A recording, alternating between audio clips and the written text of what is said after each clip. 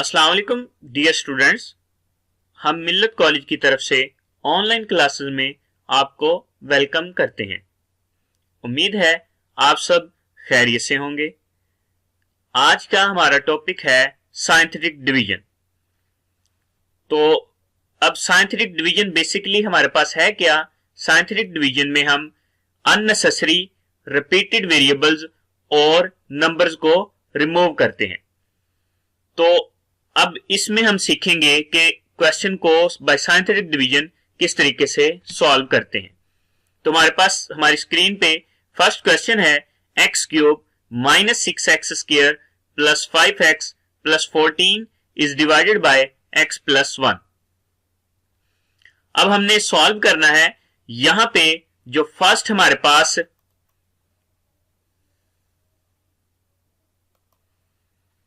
ये जो है हमारे पास ये डिविडेंड कहलाता है और ये हमारे पास डिवाइजर कहलाता है।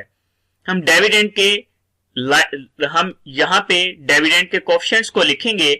तो मैंने यहां पे एक्स क्यूब का कोएफिशिएंट क्या था 1, मैंने लिख लिया। तमाम कांस्टेंट टर्म्स को यहां से हम लिखेंगे।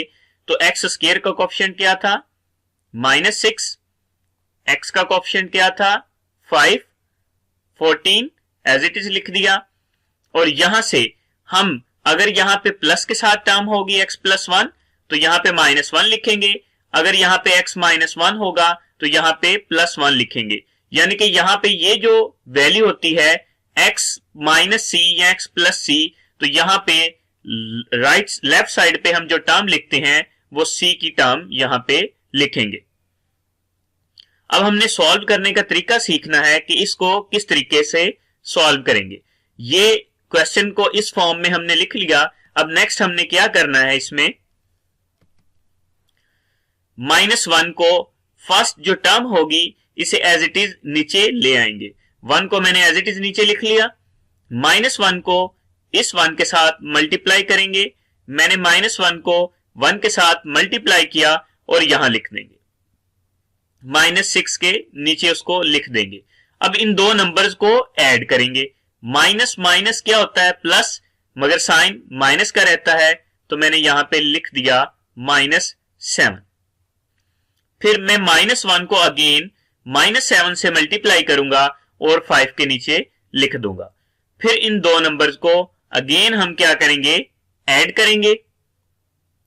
तो इन दो नंबर्स को हमने ऐड किया तो हमारे पास आंसर क्या आया 12। अगेन मैं क्या करूंगा, -1 को 12 के साथ मल्टीप्लाई करूंगा और 14 के नीचे लिख दूंगा। अब इन दो नंबर्स को अगेन ऐड करेंगे तो हमारे पास आंसर क्या आया 2। तो अब यहां पे एक लाइन लगाएंगे और यहां पे ये जो टर्म होगी लास्ट वाली टर्म, इसे हम रिमाइंडर कहते हैं और ये वाली जो टर्म्स हैं इन्हें हम क्वोशंट कहेंगे। अब इसको लिखने का तरीका क्या होता है, तो फर्स्ट ऑफ ऑल क्वोशंट को क्यू ऑफ एक्स से रिप्रेजेंट करते हैं और इसको लिखने का तरीका क्या है, मैं हर एक टर्म के साथ x लिखता जाऊंगा। मैंने 1 लिखा, 1 के साथ x लिख दिया।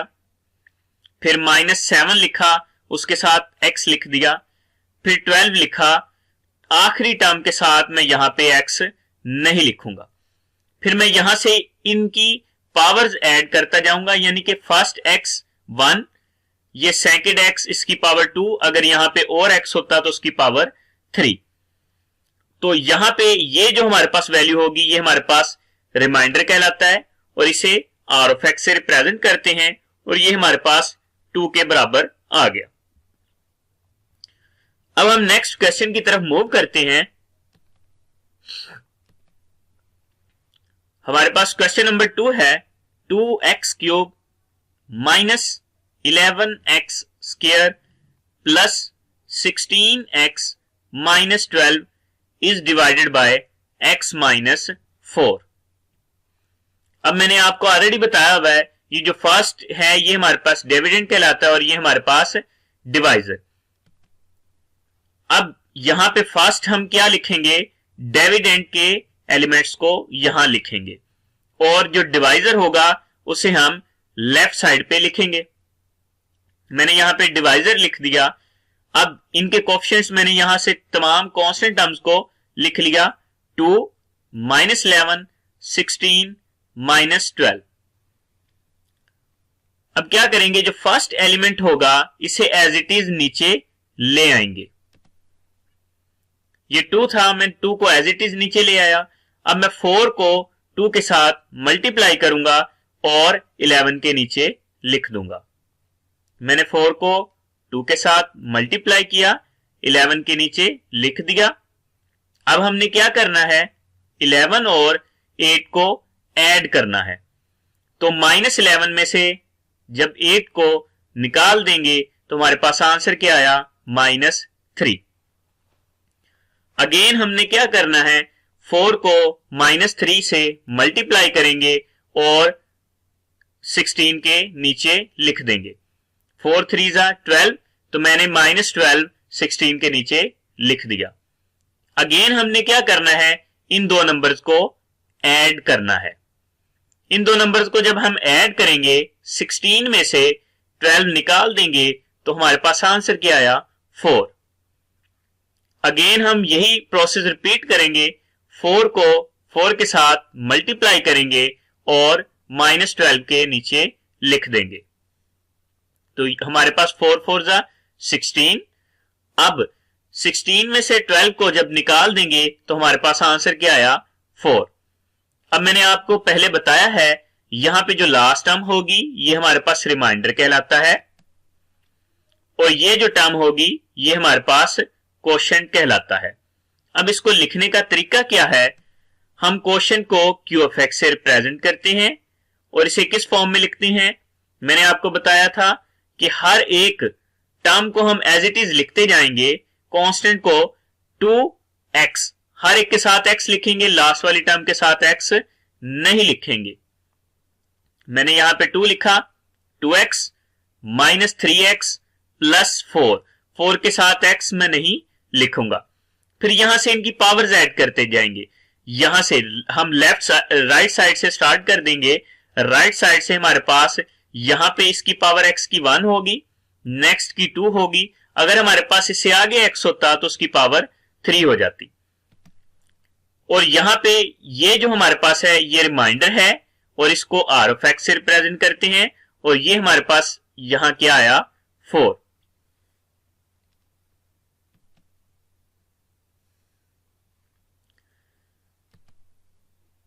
हम नेक्स्ट क्वेश्चन स्टार्ट करते हैं। यहां पे हमारे पास क्वेश्चन है x रेज की power 4 plus x square plus 6x minus 10 is divided by x plus 2। वही प्रोसेस है। फर्स्ट जो है ये हमारे पास डिविडेंड कहलाता है, ये हमारे पास डिवाइजर कहलाता है। अब इसको राइट करने का तरीका क्या है, यहां पे एक क्वेश्चन में हमने थोड़ी सी चेंजिंग की है कि यहां पे x रेज की पावर 4 था डिविडेंड में, तो x रेज की पावर 3 वाला कोई वेरिएबल यहां पे एग्जिस्ट नहीं कर रहा। तो हमने क्या किया, इसको लिखने का तरीका क्या होता है कि फर्स्ट सबसे पहले हाईएस्ट पावर जो होगी यहां पे x की, उसका कोएफिशिएंट लिखेंगे। तो यहां पे x की हाईएस्ट पावर कितनी है, x रेज की पावर 4, तो मैंने यहां पे क्या लिखा, 1। फिर यहां पे x रेज की पावर 2, x रेज की पावर 4 के बाद क्या आना चाहिए था 3, तो यहां पे 3 पावर एग्जिस्ट नहीं कर रही तो हमने क्या लिख दिया उसकी जगह 0। फिर हम x रेज की पावर 2 का कोएफिशिएंट लिखेंगे 1, इसी तरह x का कोएफिशिएंट लिखेंगे 6, फिर हम कांस्टेंट टर्म को लिखेंगे -10। अब इसको सॉल्व करने का तरीका वही है, -2 फर्स्ट टर्म को हम एज इट इज नीचे ले आएंगे, -2 को 1 के साथ मैं मल्टीप्लाई करूंगा और 0 के नीचे लिख दूंगा। -2 और 0 को ऐड करेंगे तो हमारे पास आंसर क्या आया, -2। अब मैं -2 को 2 के साथ मल्टीप्लाई करूंगा और 1 के नीचे लिख दूंगा। फिर इन दो नंबर्स को अगेन ऐड करेंगे और आंसर हमारे पास क्या आया, 5। फिर मैं -2 को 5 के साथ मल्टीप्लाई करूंगा और 6 के नीचे लिख दूंगा। -2 को 5 के साथ मल्टीप्लाई किया, आंसर क्या आया हमारे पास, -10। अगेन इन दो नंबर्स को ऐड करेंगे और यहां पे आंसर क्या है हमारे पास -4। जब 10 में से 6 को निकाल देंगे तो आंसर क्या आएगा -4। अगेन -2 को -4 से मल्टीप्लाई करूंगा और -10 के नीचे लिख दूंगा। -2 को -4 से मल्टीप्लाई किया, जब माइनस माइनस के साथ मल्टीप्लाई होता है तो प्लस हो जाता है। तो यहां पे 2 को 4 से मल्टीप्लाई किया, आंसर क्या है हमारे पास 8।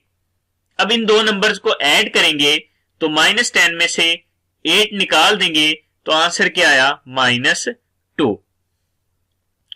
ये जो लास्ट टर्म है इसको हम रिमाइंडर कहते हैं और यहां पे ये जो है हमारे पास कोशेंट कहलाता है।